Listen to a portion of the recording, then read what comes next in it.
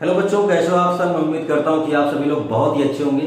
प्यारे बच्चों, आज की इस वीडियो में हम लोग अपना दूसरा चैप्टर शुरू करने चल रहे हैं जिसका नाम है बहुपद, जिसे हम लोग पॉलिनोमियल्स कहते हैं। प्यारे बच्चों, आज की इस वीडियो की शुरुआत करूँ इससे पहले मैं आपसे कहना चाहता हूँ कि अगर आपने पहले चैप्टर की वीडियो नहीं देखी हैं तो आप प्लेलिस्ट में जाकर सभी वीडियो देख सकते हैं। तो चलिए अब शुरू करते हैं।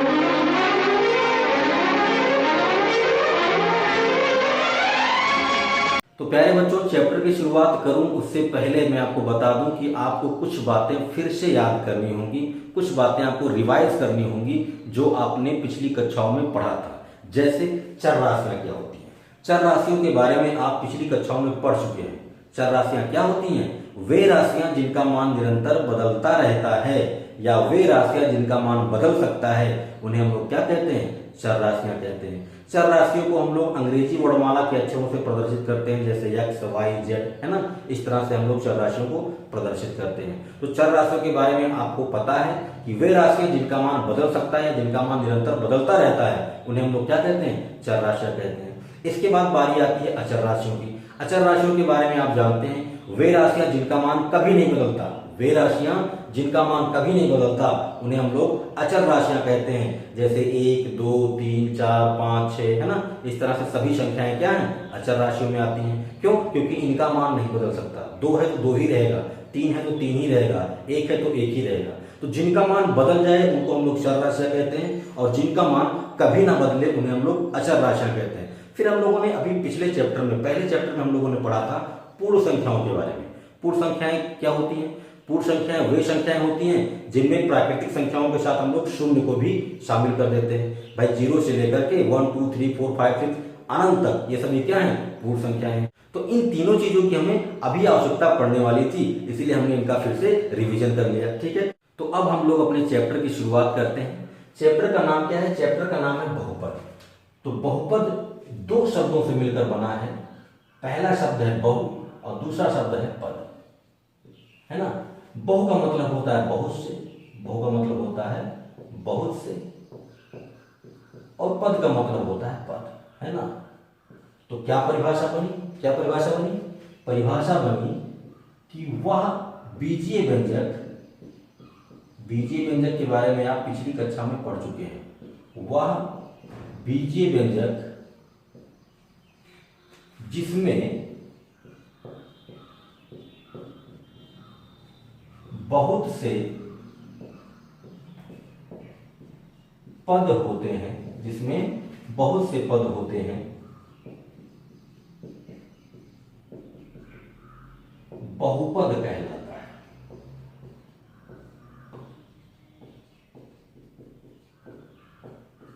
बहुपद कहलाता है। ठीक है, तो बहुपद की क्या परिभाषा है? वह बीजीय व्यंजक जिसमें बहुत से पद होते हैं बहुपद कहलाता है। ये तो हम लोगों ने बहुपद की वह परिभाषा दी है जो हम लोग आमतौर पर अपनी बोलचाल की भाषा में प्रयोग करते हैं कि भाई वह बीजीय व्यंजक जिसमें बहुत से पद हों उसे हम लोग क्या कहेंगे? बहुपद कहेंगे। लेकिन बहुपद की जो मुख्य परिभाषा होती है वो क्या होती है, उसे भी देखते हैं। तो ये तो हो गई हमारी पहली परिभाषा। अब इसकी जो मुख्य परिभाषा वो क्या है? कहते हैं कि वह बीजीय व्यंजक, वह बीजीय व्यंजक जिसमें चर राशि की घात पूर्ण संख्याएं, पूर्ण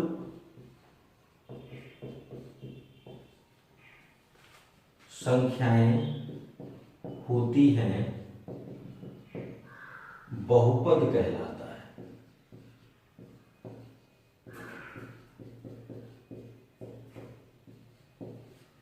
क्या परिभाषा है? कि वह बीजीय व्यंजक जिसमें चर राशि की घात पूर्ण संख्याएं होती हैं बहुपद कहलाता है। चर राशियों के बारे में अभी हम लोगों ने पढ़ा, जिनका मान बदलता रहता है, जैसे एक्स वाई जेड, है ना। तो एक्स वाई जेड की घात में जब पूर्ण संख्याएं होंगी, पूर्ण संख्याएं मतलब 0, 1, 2, 3, 4 अप टू इनफाइनाइट तक, है ना। तो जब चर राशि की घात में पूर्ण संख्याएं होती हैं तभी हम लोग उन्हें बहुपद कह सकते हैं। अगर चर राशि की घात में पूर्ण संख्याएं नहीं है तब हम उन्हें बहुपद नहीं कहेंगे। जैसे जैसे आपके सामने कुछ इस तरह से कोई बीजीय व्यंजक लिखकर आ जाए 2x + 5, कुछ इस तरह से लिखकर आ जाए 2x² + 10x + 12, है ना। कुछ इस तरह से लिखकर चला है x + 1/x, कुछ इस तरह से लिखकर चला है √3x + 2, या फिर कुछ इस तरह लिखकर चला है 3√x + 5। ठीक है, तो आपने पिछली कक्षा में ये पढ़ा था, आपने वहां पर बहुपद की परिभाषा पढ़ी थी और फिर आपने ये भी पढ़ा था कि हम लोग कैसे जान पाएंगे कि कौन सा बीजीय व्यंजक बहुपद है और कौन सा बीजीय व्यंजक बहुपद नहीं है। जैसे यहाँ पर पहचान करते हैं, परिभाषा है कि वह बीजीय व्यंजक जिसमें चर राशि की घात पूर्ण संख्या है। पूर्ण संख्याओं का मतलब क्या है? पूर्ण संख्याओं का मतलब 0, 1, 2, 3, 4, है ना, डैश डैश। चर राशि की घात में यही संख्याएं होनी चाहिए, इनके अलावा कोई भी संख्या नहीं होनी चाहिए। अगर इनके अलावा कोई भी संख्या आती है तब हमारा बीजीय व्यंजक बहुपद नहीं होगा। ठीक है, देखते हैं। पहले बीजीय व्यंजक की बात करते हैं। यहाँ पर चर राशि क्या है? चर राशि x है। x की घात में क्या है? कुछ नहीं तो 1, क्योंकि कहते हैं ना सबका मालिक 1, है ना।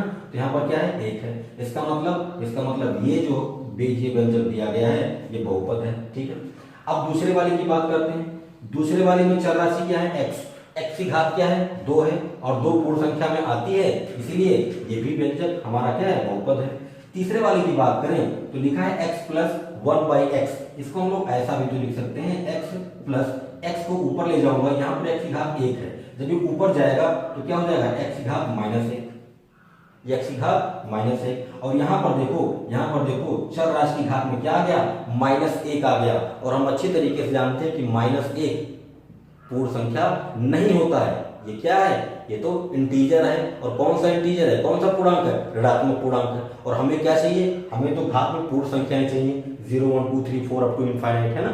ये सभी संख्याएं चाहिए और यहाँ पर -1 आ गया, इसलिए ये बहुपद नहीं होगा। ठीक है, किसी भी बीजीय व्यंजक में अगर चर राशि की घात में पूर्ण संख्याओं के अलावा कोई भी संख्याएं आती हैं तो बहुपद नहीं होगा। ठीक है, इसकी बात करें, यहाँ पर देखें, हमें x की घात देखनी है। हमें ये नहीं देखना है कि और संख्याएं कैसी लिखी हैं, उनके साथ क्या है, कुछ नहीं। हमें सिर्फ चर राशि के बारे में बात करनी है। यहाँ पर x लिखा हूं, x की जगह पर y भी हो सकता था। जैसे मैं लिख दूं √5y² +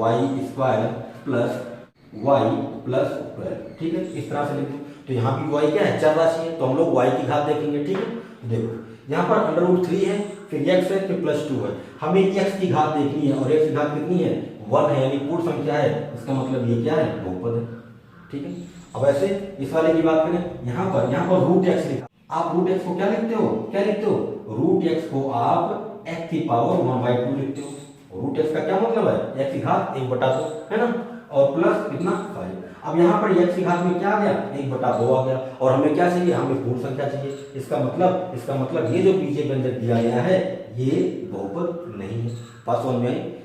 अगर √x लिखा है तो x की घात 1/2 होता है। अगर कहीं ऐसा लिखा होता, यहाँ पर 3 लिखा होता और यहाँ पर x, तो इसका मतलब है आप क्यूब रूट निकाल रहे हैं, घनमूल निकाल रहे हैं। तो इसको हम लोग ऐसे लिखते हैं, x की घात 1/3। ठीक है, अगर यहाँ पर कुछ नहीं लिखा है, ऐसे लिखा है, तो यहाँ पर 2 माना जाता है। ठीक है, तो इसका मतलब होता है x की घात 1/2। ठीक है, अगर मान लो ऐसे लिखा होता 4x, तो इसका मतलब होता है x की घात 1/4। ठीक है, तो यहाँ पर अगर 2 लिखा है तो भी x पावर 1/2 होगा, और अगर कुछ नहीं लिखा है तो भी हम लोग ये मान के चलते हैं कि ये क्या है? वर्गमूल है, यानी 1/2 है। ठीक है, देखो ये बात होगी। अगर इसकी आप बात करो तो ऐसे यहाँ पर y की घात देखोगे तो y की घात कितनी है? 2 है, और 2 क्या है? पूर्ण संख्या है, इसलिए ये भी क्या है? बहुपद है।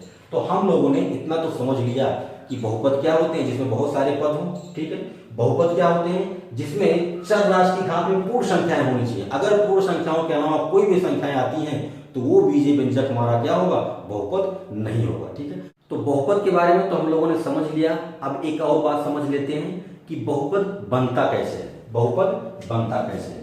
तो बहुपद के बारे में बात करें तो कहते हैं कि बहुपद चर तथा अचर राशियों से मिलकर बनता है। चर तथा अचर राशियों से मिलकर बनता है। कोई भी बहुपद अगर है तो वो चर और अचर राशियों से मिलकर बनता है। जैसे आप बहुत सारे बहुपद ऐसे देखोगे कि उसमें पहले अचर राशि रहेगी, फिर गुणा रहेगा, फिर चर राशि रहेगी और फिर अचर राशि रहेगी, है ना। यहाँ पर प्लस की जगह पर माइनस भी हो सकता है ना। जैसे जैसे मैं लिखूं 2x + 5 या मैं लिखूं 4x - 10, है ना। अब देखो 2 क्या है, 2 क्या है, 2 अचर राशि है। x क्या है, x चर राशि है। 5 क्या है, 5 अचर राशि है। तो हुआ ना 2x धन 5, इसका क्या मतलब है, अचर राशि गुणे चर राशि धन अचर राशि, यही तो बात आई। अब देखो इसकी बात करूं तो ये क्या है, अचर राशि, ये क्या है, चर राशि, और ये क्या है, अचर राशि। तो बात तो वही आई, अचर राशि गुणे चर राशि माइनस अचर राशि। और मैंने कहा यहाँ प्लस में तो माइनस भी हो सकता है, बात आई समझ में। तो अगर आप कोई भी बहुपद देखेंगे तो वो चर और अचर राशि से मिलकर ही बना होता है, ठीक है। तो ये छोटी सी बात थी, हम लोगों ने यहाँ पर समझ लिया। एक बात और समझ लेते हैं, एक बात और समझ लेते हैं। जैसे मैंने कहा 2x + 5, मैंने कहा 2x + 5, है ना। तो ये तो हमने कह दिया कि x क्या है, x चर राशि है, ठीक है। 5 क्या है, 5 अचर राशि है, ठीक है। देखो x के बगल जो अचर राशि लिखी होती है ना, जैसे यहाँ पर 2 है, कुछ भी हो सकता था, 3 4 5 कुछ भी हो सकता था। अगर कुछ नहीं होता, ऐसे लिखा होता तो यहां पर हम 1 मान लेते, कुछ नहीं तो 1 तो होगा ही। देखो तो ये x तो चर राशि है, 5 अचर राशि है, और x के बगल यानी चर राशि के बगल जो भी अचर राशि होती है उसको हम लोग क्या बोलते हैं, उसको हम लोग गुणक या गुणांक बोलते हैं। गुणक या गुणांक बोलते हैं, जिसको हम लोग अंग्रेजी में कोफिशिएंट बोलते हैं, है ना। तो चर राशि के बगल जो भी अचर राशि होती है उसको हम लोग गुणक या गुणांक बोलते हैं। और जिसके साथ कोई भी चर राशि ना हो, जो अकेला होता है, जैसे 5 अकेला अचर राशि है तो इसको हम लोग अचर ही बोलेंगे, है ना। इसको हम लोग गुणांक नहीं बोलेंगे, ठीक है। तो जिसके साथ चर राशि लिखी हो उसको हम लोग गुणांक बोलते हैं, गुणक बोलते हैं, और जिसके साथ कोई भी चर राशि ना हो उसको हम लोग अचर राशि बोलते हैं। अब अगर इसकी बात करें तो x क्या है, x क्या है, x चर राशि है। 5 क्या है, 5 अचर राशि है, क्यों, क्योंकि ये अकेला लिखा गया है, इसके साथ कोई भी चर राशि नहीं है। 1 क्या है, 1x का गुणांक है, 1x का क्या है, गुणांक है, कोफिशिएंट है। तो चर राशि के बगल जो भी अचर राशि लिखी होती है उसको हम लोग गुणांक कहते हैं, और जो अचर राशि अकेला है तो उसको अचर ही बोलेंगे, है ना। जो अचर राशि अकेला लिखा है उसके साथ x y z कुछ भी नहीं है उसको हम लोग अचर ही बोलते हैं, ठीक है। इतनी बात आप अच्छी तरीके से समझ गए होंगे। एक बार फिर से रिवाइज कर देता हूँ। बहुपद का मतलब है जिसमें बहुत सारे पद हों। बहुपद का मतलब है कि चर राशि की घात में पूर्ण संख्याएं होनी चाहिए, है ना। बहुपद चर और अचर राशियों से मिलकर बनते हैं। अचर गुणे चर प्लस माइनस अचर, मतलब कुछ इस तरह से बहुपद आपको मिल जाएगा। यहाँ पर x जो है वो चर राशि है, और 2 क्या है, अचर राशि है, और 5 क्या है, अचर राशि है। मतलब कोई भी बहुपद अचर राशि और चर राशियों से मिलकर ही बनता है। यहाँ पर मैंने एक बात और आपको बताया कि चर राशि के बगल जो भी अचर राशि लिखे होते हैं उनको हम लोग चर राशि का गुणांक बोलते हैं, यानी गुणक बोलते हैं। यहाँ पर x का गुणांक कितना है, 2 है, यहाँ पर x का गुणांक कितना है, 1 है, ठीक है। बहुपद के बारे में और बात करें उससे पहले हम लोग ये जान लेते हैं कि बहुपद को हम कितने प्रकार से बांट सकते हैं, कितने प्रकार से बांट सकते हैं। तो बहुपद को हम लोग 3 प्रकार से बांटते हैं। पहला, पदों के अनुसार।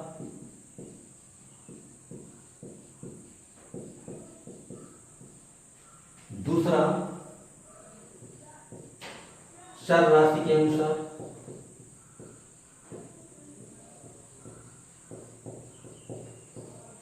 तीसरा, घात, जिसको हम लोग अंग्रेजी में डिग्री बोलते हैं, घात के अनुसार, ठीक है। तो देखो पदों के अनुसार बहुपद कितने प्रकार के होते हैं, बहुत सारे प्रकार के हो सकते हैं, है ना। अब कोई बहुपद ऐसा दिया गया है जिसमें केवल एक पद हो, जिसमें केवल एक पद हो तो उसको हम लोग क्या बोलेंगे, एक पद। जिसमें एक पद हो उसको एक पद, किसी में 2 पद है तो उसको हम लोग द्विपद बोलेंगे, किसी में 3 पद है तो उसको हम लोग त्रिपद बोलेंगे। बात समझ में आई। एक पद को हम लोग अंग्रेजी में मोनोमियल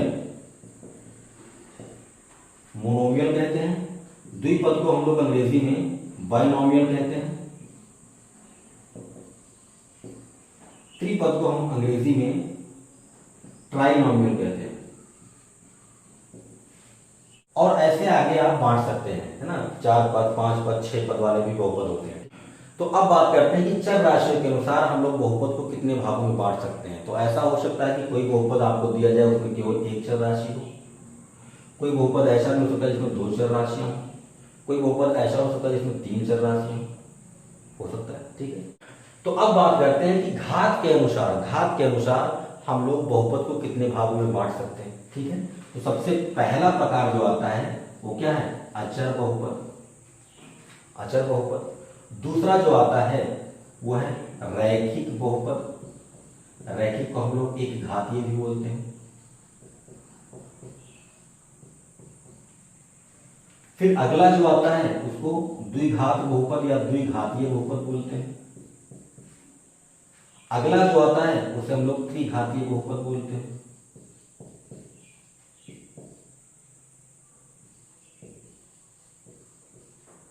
है ना।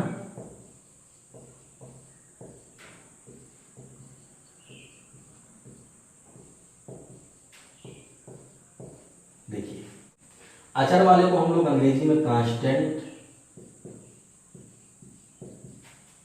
पॉलिनोमियल बोलते हैं। रैखिक वाले को हम लोग लीनियर बोलते हैं, लीनियर पॉलिनोमियल। द्विघातीय को हम लोग बोलते हैं क्वाड्रेटिक पॉलिनोमियल। और त्रिघातीय को हम लोग बोलते हैं क्यूबिक पॉलिनोमियल। ठीक है, तो किसी बहुपद को हम लोग 3 प्रकार से बांट सकते हैं। पहला पदों के अनुसार, दूसरा चर राशि के अनुसार और तीसरा घात के अनुसार। ठीक है, पदों के अनुसार हमारा बहुपद 1 पद वाला हो सकता है, 2 पद वाला हो सकता है, 3 पद वाला हो सकता है, 4 पद वाला हो सकता है, 5 पद वाला हो सकता है ना। इस तरह से हम लोग उसे बांट सकते हैं। चर राशि के अनुसार हमारा बहुपद एक चर राशि वाला हो सकता है, 2 चर राशि वाला हो सकता है, 3 चर राशि वाला हो सकता है, 4 चर राशि वाला हो सकता है ना। और घात के अनुसार बहुपद हमारा अचर हो सकता है। अचर का मतलब जिसमें चर राशि की घात क्या हो, 0। अभी हम लोग घात के बारे में भी बात करेंगे। अभी हम सिर्फ ये बात कर रहे हैं कि घात के अनुसार हम लोग किसी बहुपद को कितने प्रकार से बांट सकते हैं। ठीक है, तो हमारा बहुपद अचर बहुपद हो सकता है, रैखिक या एक घातीय हो सकता है, द्विघातीय हो सकता है, त्रिघातीय हो सकता है, चतुर्थ घातीय हो सकता है ना। इस तरह से हम लोग घात के अनुसार भी अपने बहुपद को बांट सकते हैं। तो अब हम लोग बात करेंगे कि किसी भी बहुपद की घात यानी किसी बहुपद की डिग्री क्या होती है ना। तो बात करते हैं बहुपद की घात के बारे में। घात को अंग्रेजी में क्या बोलेंगे, डिग्री बोलेंगे, है ना। किसी भी बहुपद की घात क्या होती है इसको समझ लेते हैं। तो किसी भी बहुपद की घात क्या होती है, किसी भी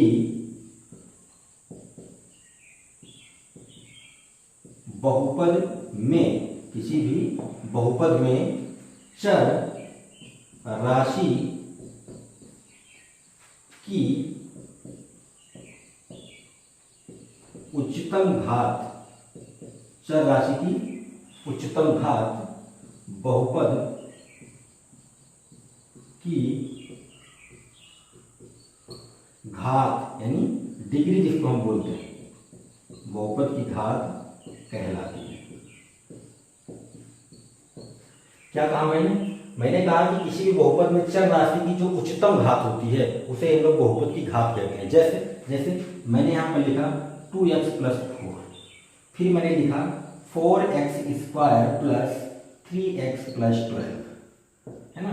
फिर मैंने लिखा 9x³ + 30x² + 35x + 45, है ना। ये मैंने कुछ बहुपद लिख दिए। अब हमें ये पता करना है कि इनमें बहुपद की घात क्या है, इनमें बहुपद की डिग्री कितनी है ना। तो देखो, सबसे पहले वाली की बात करते हैं। मैंने क्या कहा है, मैंने कहा है किसी बहुपद में चर राशि की जो उच्चतम घात होती है उसे हम लोग क्या बोलते हैं, बहुपद की घात बोलते हैं। तो यहाँ पर देखो चर राशि x है, x की अधिकतम घात कितनी है, 1 है। तो यहाँ पर बहुपद की जो घात होगी वो कितनी होगी, 1 होगी। ठीक। दूसरे वाले में बात करें, दूसरे वाले में चर राशि x दी गई है, यहाँ पर x की घात 2 है और यहाँ पर x की घात 1 है। मैंने क्या कहा, मैंने कहा उच्चतम घात, तो उच्चतम घात कितनी है, 2 है। तो इसका मतलब यहाँ पर जो बहुपद की घात है यानी बहुपद की डिग्री वो कितनी होगी, 2 होगी। ठीक है। तीसरा वाले बात करते हैं, यहाँ पर x यहाँ भी है, यहाँ भी है, यहाँ भी है। लेकिन यहाँ पर घात 1 है, यहाँ पर 2 है और यहाँ पर 3 है, तो इसका मतलब उच्चतम घात कितनी है, 3 है, तो बहुपद की घात कितनी होगी, 3 होगी। ठीक है, तो मैं उम्मीद करता हूँ आप इतनी बात समझ गए होंगे कि बहुपद की घात क्या होती है। किसी बहुपद में जो चर राशि होती है उसकी जो हाईएस्ट पावर होती है, उसकी जो उच्चतम घात होती है, उसी को हम लोग क्या बोलते हैं, बहुपद की घात यानी बहुपद की डिग्री बोलते हैं। ठीक है, तो अभी हम लोगों ने ये बात समझ लिया है कि बहुपद को हम लोग घात के अनुसार कई भागों में बांट सकते हैं। जैसे अभी हम लोगों ने बांटा था, पहला प्रकार जो हमें मिला था वो क्या था, अचर बहुपद। दूसरा जो मिला था वो क्या था, रैखिक बहुपद। इसको हम लोग एक घातीय भी बोलते हैं। तीसरा जो हमको मिला वो क्या मिला, द्विघातीय।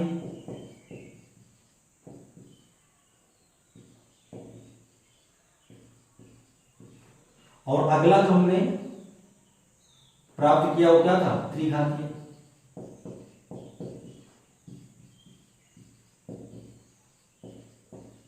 ठीक है, ऐसे था। अच्छा, इसके आगे भी आप कर सकते हैं, चतुर्थ घातीय, पंचघातीय है ना, आगे आप बांट सकते हैं। फिलहाल हमको इतनी की आवश्यकता है, इससे ज्यादा हमें जरूरत नहीं पड़ेगी। ठीक है, देखो अचर बहुपद है, अगर अचर बहुपद है तो उसमें बहुपद की घात क्या होगी, यहां पर मैं घात लिखता हूं, घात मतलब बहुपद की घात है ना, डिग्री। ठीक है, अगर अचर बहुपद है तो उसमें यक्ष की घात कितनी होगी, 0 होगी। अचर बहुपद का मतलब क्या है, अचर बहुपद का मतलब है जिसमें चर राशि ना हो, जिसमें चर राशि ना हो, जैसे 1, 2, 3, 4, 5, 100, कुछ भी हो सकता है। क्या मैंने इनके साथ कोई चर राशि लिखी है, कोई चर राशि लिखी है, भाई ये तो अकेले हैं, अचर है।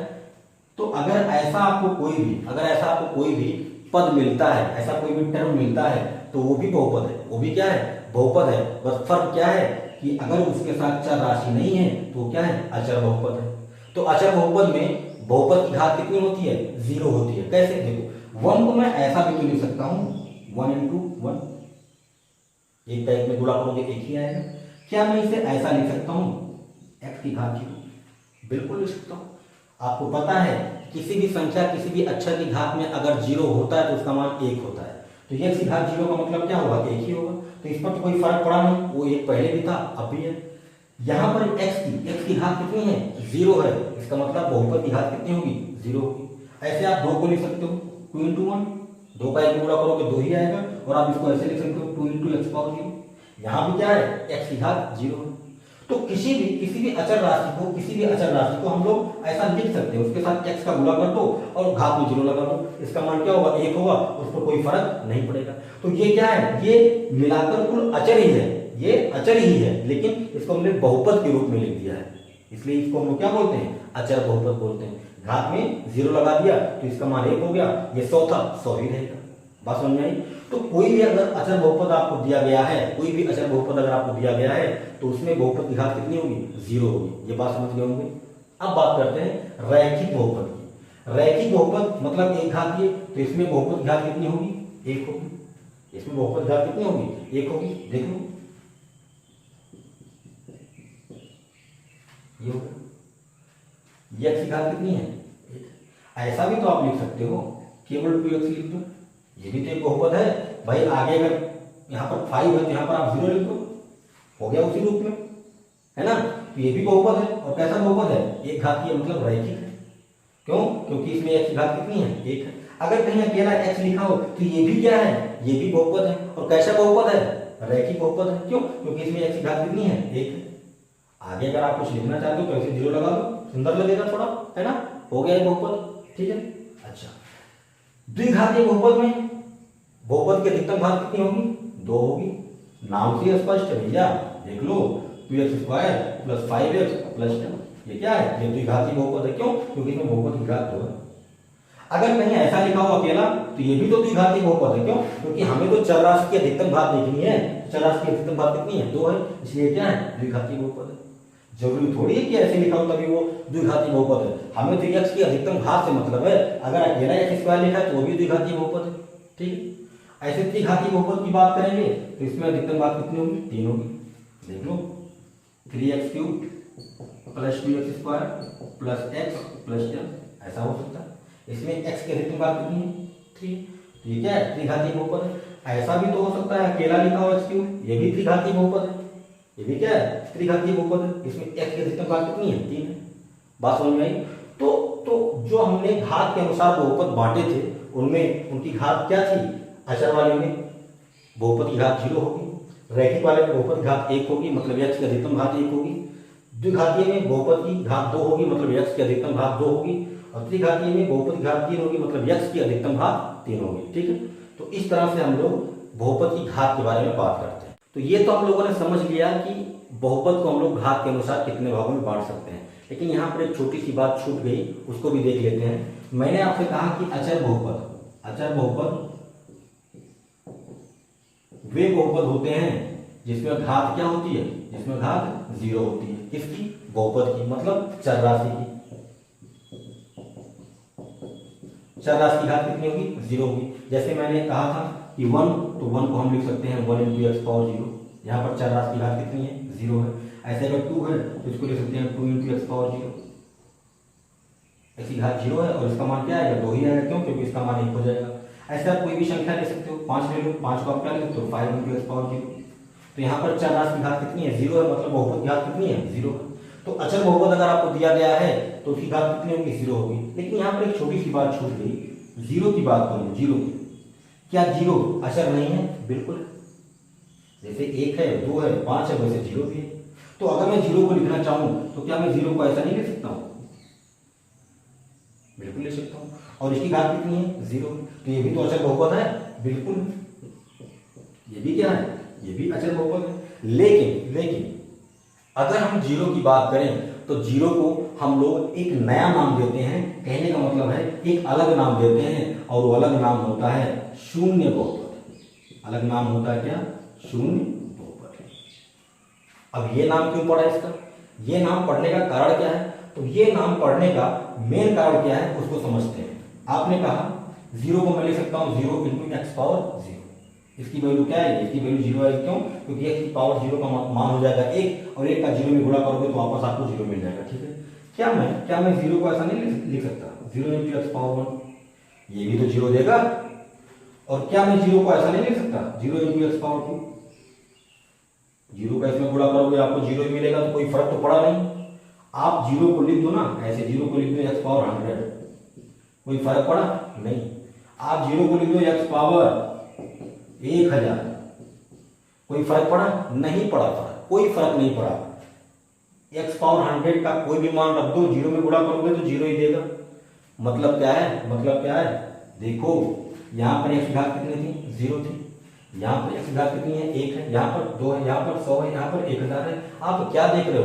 अगर 0 अचर बहुपद है तो इसकी घात कितनी होनी चाहिए? 0 होनी चाहिए। लेकिन यहाँ पर देखो, यहाँ पर तो 0 है, यहाँ पर 1 है, यहाँ पर 2 है, यहाँ पर 100 है, यहाँ पर 1000 है। देख रहे हैं कि चर राशि की घात बदलती जा रही है, लेकिन 0 पर कोई फर्क नहीं पड़ रहा। तो अगर हम लोग 0 की बात करें तो 0 एक अकेला ऐसा इंटीजर है जो ना तो पॉजिटिव होता है ना ही नेगेटिव होता है। ये एक अकेला कंप्लीट इंटीजर होता है ना। ये जिसके साथ मिलेगा उसका नाश ही कर देगा, है ना, उसका नाश ही कर देगा। तो यहाँ पर देखो 0 को हम अचर बहुपद नहीं कह सकते। क्यों नहीं कह सकते भाई? अचर बहुपद के लिए कंडीशन ये है कि चर राशि की घात 0 होनी चाहिए, तभी उसको हम अचर बहुपद बोलेंगे। लेकिन यहाँ पर देखो, यहाँ पर 1 हो रहा है, यहाँ पर 2 हो रहा है, यहाँ पर 100 हो रहा है, यहाँ पर 1000 हो रहा है। इसका मतलब यह है कि 0 अचर बहुपद नहीं है, इसलिए इसको मैंने नाम दिया गया शून्य बहुपद। और एक बात और यहाँ पर आपको समझ लेनी है कि शून्य बहुपद के बारे में, कि शून्य बहुपद के घात अपरिभाषित होती है। शून्य बहुपद की घात अपरिभाषित होती है। ये बात आपको याद रखनी है कि शून्य बहुपद की जब भी बात की जाएगी तो उसकी घात अपरिभाषित है, नॉट डिफाइन है। क्यों? देख लो, यहाँ पर 0 था, वहां पर 1 था, यहाँ पर 2 था, यहाँ पर 100 था, यहाँ पर 1000 था, कुछ भी हो सकता है। तो इसलिए शून्य बहुपद की घात के बारे में हम लोग कोई बात नहीं कर सकते हैं। ठीक है, तो इतनी बात आपको अच्छे तरीके से समझ में आ गई होगी। तो अब बात करते हैं कि बहुपद का व्यापक रूप क्या होता है, मतलब किसी बहुपद को हम लोग व्यापक रूप में कैसे लिखेंगे। तो सबसे पहले बात करेंगे अचर बहुपद के बारे में। और अचर बहुपद को आप प्रायः ax⁴0 के रूप में लिखते हैं। यहाँ पर कंडीशन ये होती है कि a 0 नहीं हो सकता। ए जीरो नहीं हो सकता। अगर आपने ए को जीरो कर दिया तो ये पूरी संख्या हो जाएगी जीरो, और अगर ये पूरी संख्या हो गई जीरो तो वो अचर बहुपद नहीं होगा, वो क्या होगा, शून्य बहुपद हो जाएगा। बात समझ में आई? तो इसलिए ए जीरो नहीं हो सकता। और एक्स पावर जीरो का मान आप जानते हैं एक होगा, एक का इसमें गुणा करोगे तो आपको ए मिल जाएगा। और अभी मैंने आपको बताया कि 1 2 3 4 5 6 ये सब क्या है, अचर बहुपद है। तो ए का मान कुछ भी हो सकता है, 1 2 3 4 5 कुछ भी हो सकता है, ठीक है। तो अचर बहुपद को हम लोग ए एक्स पावर जीरो के रूप में लिखते हैं। और आप अच्छी तरीके से जानते हैं कि अचर बहुपद में बहुपद की घात क्या होती है, जीरो होती है, ठीक है। अब बात करें रैखिक बहुपद की, तो रैखिक बहुपद को हम लोग ए एक्स प्लस बी के रूप में लिखते हैं। यहाँ पर ए और बी क्या है, कोई भी संख्याएं हो सकती हैं, कोई भी संख्याएं हो सकती हैं। यहाँ पर एक्स की घात कितनी है, एक है, इसलिए क्या है, ये रैखिक है। यहाँ पर कंडीशन क्या होती है कि ए जीरो नहीं होना चाहिए। अगर ए को आपने जीरो कर दिया तो ये पूरा खत्म हो जाएगा, और अगर ये पूरा खत्म हुआ तो क्या मिलेगा, बी मिलेगा। क्या मिलेगा, बी मिलेगा। और अकेला बी अगर मिलेगा तो रैखिक कहाँ रहेगा, वो तो अचर हो जाएगा। इसलिए कंडीशन है कि यहाँ पर ए जीरो नहीं हो सकता। अगर ये जीरो हो गया तो ये पूरा जीरो हो गया, और सिर्फ आपको बी मिलेगा, तो ये रैखिक ना होके अचर बहुपद हो जाएगा, ठीक है। फिर बात करेंगे द्विघाती बहुपद की। तो द्विघाती बहुपद की बात करें तो इसे हम लोग लिखते हैं a x square plus b x plus c के रूप में, ठीक है। यहाँ पर भी कंडीशन वही होती है कि ए जीरो नहीं हो सकता। अगर आपने ए को जीरो कर दिया तो ये पूरा जीरो हो जाएगा, और अगर ये पूरा जीरो हो गया तो बी एक्स प्लस सी का क्या मतलब है, ये तो रैखिक हो गया, ये तो रैखिक हो गया, इसलिए ए जीरो नहीं हो सकता, ठीक है। ऐसे त्रिघाती बहुपद की बात करें तो इसे हम लोग लिखते हैं a x cube plus b x square plus c x plus d. यहाँ पर एक्स की घात कितनी है, 3 है, इसलिए त्रिघाती है। यहाँ पर भी कंडीशन में होती है कि ए जीरो नहीं हो सकता, और ए बी सी डी कोई भी संख्याएं हो सकती है, कोई भी संख्या हो सकती है, कोई दिक्कत वाली बात नहीं, लेकिन ए जीरो नहीं हो सकता। अगर ए को जीरो कर दिया तो ये पूरा हो जाएगा खत्म, और अगर ये पूरा खत्म हो गया तो इसको ध्यान से देखो और इसको ध्यान से देखो, ये क्या है, ये द्विघाती बहुपद हो गया। त्रिघाती कहाँ रह गया, इसलिए ए जीरो नहीं हो सकता, ठीक है। तो इतनी बातें आप अच्छी तरीके से समझ गए होंगे। अब एक बात और समझ लेते हैं, एक बात और समझ लेते हैं। बहुपद में अधिकतम पदों की संख्या, अधिकतम पदों की संख्या, ठीक है। देखो, कोई भी बहुपद अगर दिया जाए तो उसमें अधिकतम कितने पद होंगे, उसमें अधिकतम कितने पद होंगे, इसके बारे में भी बात कर लेते हैं। देखो, अगर अचर बहुपद है, अगर अचर बहुपद है तो उसमें अधिकतम कितने पद होंगे, एक पद होंगे। देख लो, ये अकेला है, ये पूरा क्या है, एक पद है, ये अकेला है, इसलिए अचर बहुपद में कितने पद होंगे, एक होंगे, अधिकतम एक पद होंगे, ठीक है। रैखिक बहुपद की बात करें तो इसमें अधिकतम कितने पद होंगे, दो पद होंगे। देख लो, एक पद ये हो गया, दूसरा पद ये हो गया। यहाँ पर अधिकतम की बात हो रही है, कम से कम की बात नहीं हो रही। अगर कम से कम की बात होती तो रैखिक बहुपद में कम से कम एक पद होता। जैसे देख लो भाई, मैंने कहा था कि 2x + 5 ये क्या है, ये रैखिक बहुपद है, लेकिन इसे मैं ऐसा भी तो लिख सकता हूँ, इसमें देखो, इसमें दो पद है, उसमें क्या है, एक पद है। तो अधिकतम दो पद हो सकते हैं और न्यूनतम एक पद हो सकता है, लेकिन यहाँ पर अधिकतम की बात हो रही है तो रैखिक बहुपद में अधिकतम दो पद होंगे। ऐसे द्विघाती बहुपद की बात करें तो इसमें 1 2 3 अधिकतम कितने पद होंगे, 3 पद होंगे। कम से कम एक पद हो सकता है, कम से कम एक पद हो सकता है। आप इसको ऐसा भी तो लिख सकते हो, ये भी क्या है, द्विघाती बहुपद है, और इसमें क्या है, एक ही पद है। तो अधिकतम 3 होंगे और कम से कम एक होगा, ठीक है। त्रिघाती बहुपद की बात करें तो इसमें अधिकतम कितने होंगे, 4 होंगे। देख लो, 1 2 3 4, और कम से कम कितना होगा, एक होगा। देख लो, ये भी एक त्रिघाती बहुपद है और इसमें क्या है, एक पद है, ठीक है। तो अगर अचर बहुपद दिया गया तो इसमें अधिकतम एक पद होगा, रैखिक बहुपद में अधिकतम दो पद होगा, द्विघाती बहुपद में अधिकतम 3 पद होगा, और त्रिघाती बहुपद में अधिकतम 4 पद होगा। इतनी बात आप अच्छी तरीके से समझ गए होंगे, ठीक है। अब एक और छोटी सी बात कर लेते हैं, इसके बाद जो भी बातें करनी होंगी हम लोग नेक्स्ट वीडियो में करेंगे। जैसे बहुपद को हम लोग प्रदर्शित कैसे करते हैं, तो बहुपद को हम लोग प्रायः px से लिखते हैं, या qx से लिखते हैं, है ना, या pt से लिखते हैं, है ना। इस तरह से हम लोग उसे प्रदर्शित करते हैं। जैसे मान लो कोई बहुपद आपको दिया गया 2x + 5, तो इसे हम लोग क्या लिखेंगे, px = 2x + 5। यहाँ पर p बता रहा है कि ये एक बहुपद है, और x का मतलब है कि इस बहुपद में x क्या है, चर राशि है। बात समझ में आई। ऐसे मान लो कि आपको कोई बहुपद दे दे 2x² + 4x, है ना, +10। क्यों बता रहा है कि ये एक बहुपद है, और x का मतलब क्या है कि इसमें चर राशि क्या है, x है। बात समझ में आई। ऐसे कोई बहुपद आपको दे देगा t² - 2t, ये भी एक बहुपद है, लेकिन इसमें चर राशि क्या है, t है। तो इस तरह से आप बहुपद को प्रदर्शित करते हैं। फिलहाल आपको पूरे चैप्टर में बहुपद को पीएक्स से ही डिनोट करना है ना। कहीं कहीं पर ऐसी कंडीशन आ सकती है जहां पर आप क्यूएक्स और पीटी से डिनोट करेंगे, ठीक है। तो मैं उम्मीद करता हूं कि आपको ये बातें अच्छी तरीके से समझ में आ गई होंगी, ठीक है। तो प्यारे बच्चों, अगर आपको वीडियो पसंद आया है तो लाइक कीजिए। लाइक करने में कोई खर्चा नहीं है। ज़्यादा से ज़्यादा शेयर कीजिए ताकि और बच्चे सीख सकें और बच्चे जान सकें। और अगर अभी तक आपने मेरा चैनल सब्सक्राइब नहीं किया है तो सब्सक्राइब करें। नीचे लाल कलर में सब्सक्राइब लिख के आ रहा होगा, वहाँ पर दबाएं, घंटे वाली बटन को दबाएं और आप पर क्लिक कर दें। सब्सक्राइब करने में कोई खर्चा नहीं है।